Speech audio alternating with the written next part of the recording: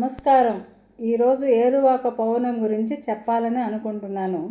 ఏరువాక పౌర్ణమి అంటే రైతుల పండుగ, అన్నదాతలు జరుపుకునేటటువంటి పెద్ద పండుగ.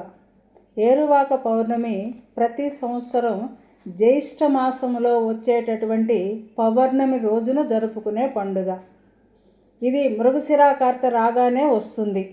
ఏరువాక పౌర్ణమి రోజున రైతులు పశువులను చక్కగా అలంకరిస్తారు.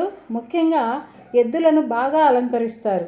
కొమ్ములకు రంగులు వేస్తారు, గజ్జెలు కడతారు, ఊలు కుచ్చులతో అందంగా అలంకరిస్తారు. ఏరువాక అంటే ఎద్దులకు నాగలి కట్టి పొలం దున్నటం అనే అర్థం.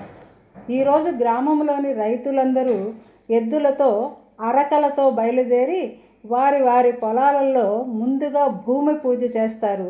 తరువాత అందరూ కలిసి పొలం దున్నడం ప్రారంభిస్తారు. ఈ సంప్రదాయం 2 తెలుగు రాష్ట్రాల్లో ఉంది. కొన్ని చోట్ల ఇప్పుడు ట్రాక్టర్లతో దున్నడం చేస్తున్నారు, కానీ మొన్నటి వరకు ఎద్దులతోనే పొలం దున్నేవాళ్ళు, ఎద్దులతోనే వ్యవసాయం చేసేవాళ్ళు.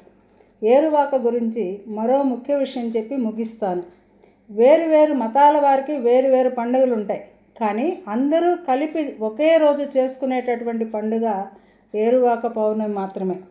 ఏరువాక పౌర్ణమి గురించి నాకు తెలిసినంత వరకు చెప్పాను. ధన్యవాదాలు.